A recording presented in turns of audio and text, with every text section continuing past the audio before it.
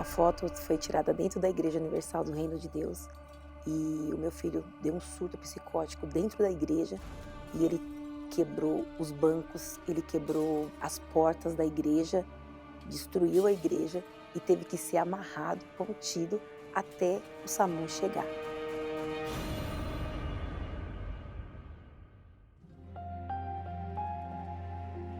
Eu me recordo que ele, quando pequeno, eu apresentei ele no altar.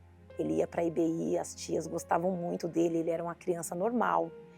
E conforme ele foi ficando adolescente, o mundo foi brilhando para ele. Dentro de mim já estava o desejo pelo mundo, que eu via os amigos ali comentando sobre as festas sociais, eu via eles rindo. Foi na onde eu conheci a bebida, e da bebida eu parti para maconha. Eu começava a sair dia de quinta-feira e só ia parar na segunda, na quarta. E isso machucava, né? Porque, poxa, você cuidou, você teve um filho só e ainda por cima você ver o seu filho numa situação dessa. De tanto eu fazer o uso frequente da maconha, que é uma droga psicoativa, desencadeou a esquizofrenia, a síndrome do pânico, que é uma sensação de perseguição que a pessoa tem, e foi na onde eu tive o primeiro surto. E eu meio que fui perdendo o domínio do meu corpo. A minha vista começou a escurecer, tava vindo um ônibus e tinha um poste na minha frente. Eu me agarrei àquele poste aquele dia. Foi na onde que ligaram para minha mãe e foi o primeiro surto. O dia que mexeu comigo foi o dia que ele chegou nessa foto aqui, ó. Isso é o quê?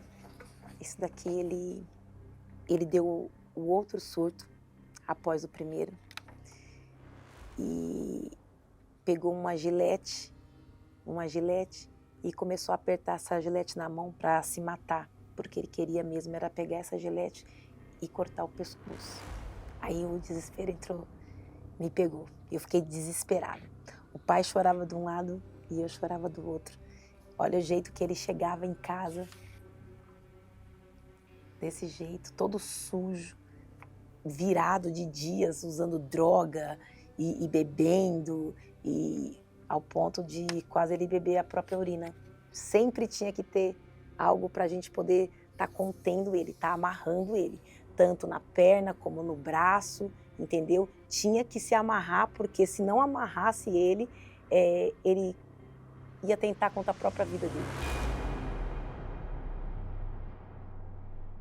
Era desgastante, mas eu tinha que perseverar. Eu fazia propósitos de pegar a camiseta dele e batizar a camiseta dele, como se estivesse sendo ele sendo batizado. E quanto mais eu lutava, pior ele ficava. Mas piorava assim de um jeito que não tinha, aos olhos humanos, não tinha jeito. Até os médicos falou para a senhora que se eu tivesse outro surto, eu nunca mais voltaria ao normal. Ele iria voltar ao normal. Ele tomava todos os tipos de psicotrópicos, ele tomava remédio para ansiedade, depois para poder aumentar o humor. Um remédio deixava ele babando, o outro deixava ele com o olho virado para cima, o olho tinha hora que o olho virava para baixo. Era uma confusão de medicação. E nos momentos que eu ficava lúcido, eu voltava a usar droga. Deu PT no Alexandre, ô Zezinho. Daqui a pouco tô levando ele embora, mano. Não saio mais com ele. O cara dá trabalho, de verdade, mano. Olha como ele tá.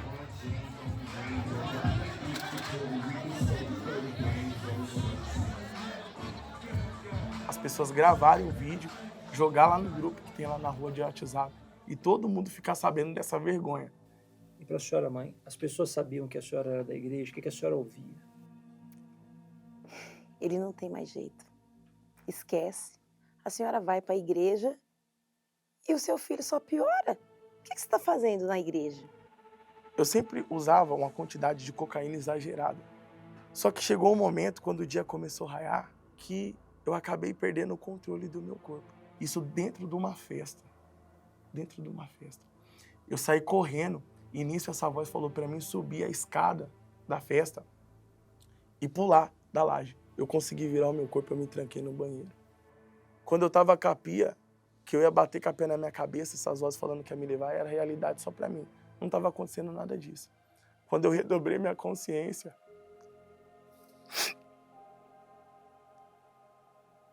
aquele dia Deus me deu mais uma chance. Eu caguei nas calças, aquele dia foi uma extrema vergonha, muita vergonha. Aí eu abri a porta do banheiro, eles entraram, me abraçaram e eu nunca imaginei fazer minha família passar por isso, nunca, nunca, nunca.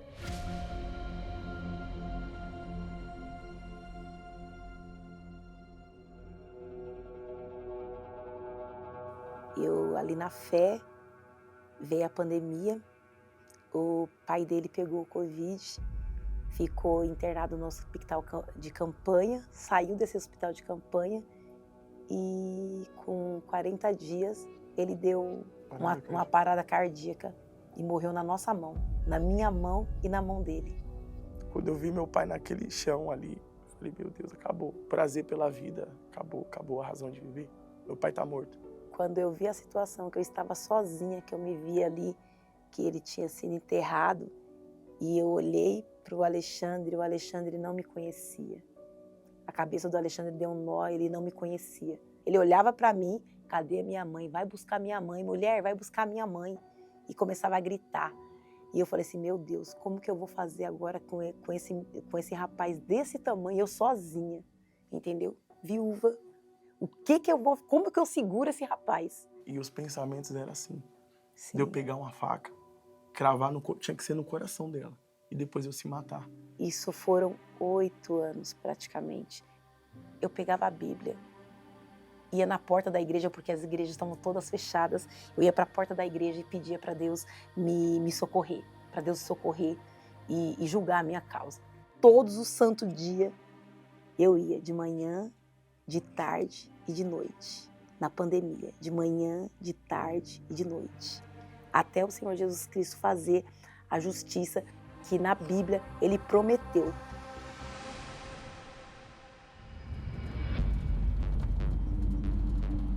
Teve um dia que a gente estava voltando de uma consulta, ele saiu correndo, ele desceu do ônibus, saiu correndo no meio da avenida e saiu correndo no meio dos carros, gritando. Quando chegou lá na igreja, ele quebrou os bancos da igreja, ele quebrou todas as portas da igreja. Aqui ele gritava e se batia. Depois da igreja toda quebrada, ele saiu assim, amarrado, e pode até notar que ele está meio que amordaçado porque ele estava tentando morder as pessoas. Aí ele foi internado na ala de psiquiatria de um hospital. Chegando lá, ele mordeu a enfermeira. Aí a lágrima rolou. Aí eu chorei. Aquele dia eu chorei. E ao mesmo tempo que eu chorei, me veio uma força assim sobrenatural, que eu falei assim, ou Deus muda a minha situação agora, ou senão Ele vai ter que matar nós dois.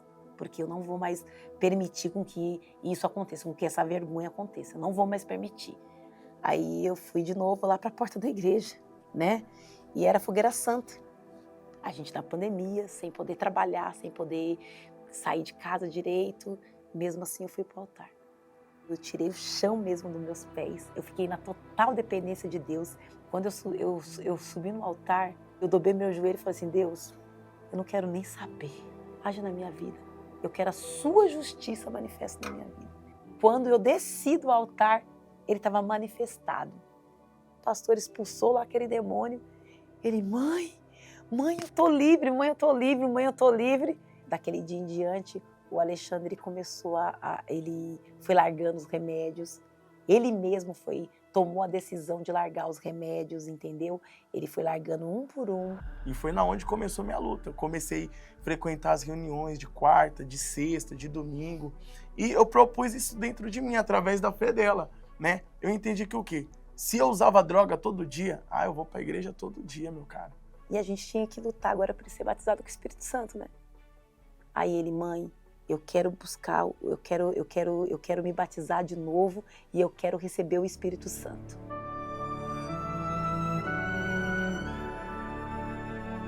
comecei a buscar, acordava de madrugada, fazia propósito com Deus. E eu clamava a Deus ali. Só que chegou um dia que aquela busca foi diferente. Ali eu me ajoelhei diante do altar e eu busquei a Deus como eu nunca tinha buscado antes. E foi como se tivesse só eu e Deus ali aquele dia. Foi um dia inesquecível. Veio a certeza, uma alegria dentro de mim que eu era filho de Deus. Aquele dia Deus confirmou dentro de mim, através dessa alegria.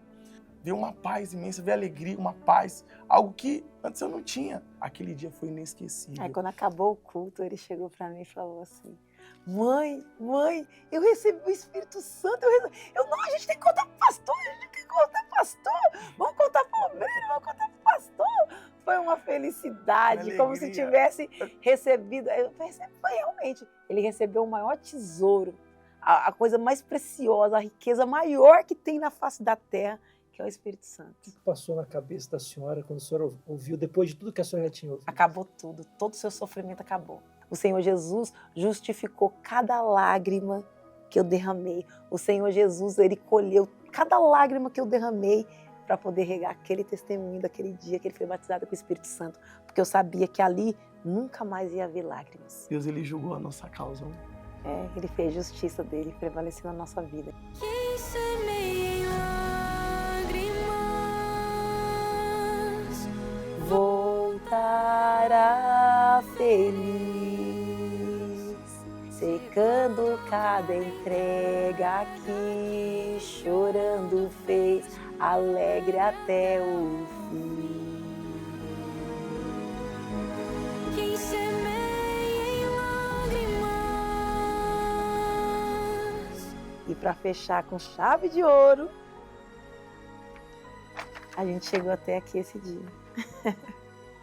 Essa foto aqui é uma foto que vai ficar marcada para o resto da nossa vida. Então quer dizer que mãe e filho foram levantados a obreiros no mesmo dia? No mesmo dia, Esse dia passou um filme na minha cabeça. conforme a gente subia as escadas. De cada luta, eu agradeço muito, primeiramente, a Deus e a senhora, mãe, por não ter desistido, mãe. Eu imagino quantas madrugadas, eu imagino ali tudo que a senhora ouviu de tantas pessoas. E hoje, pela misericórdia de Deus, hoje a gente poder ajudar outras famílias que passam por tudo Verdade. aquilo que a gente viveu. A gente possa... seja essa pessoa que estende a mão. É glorioso. Em tudo que deu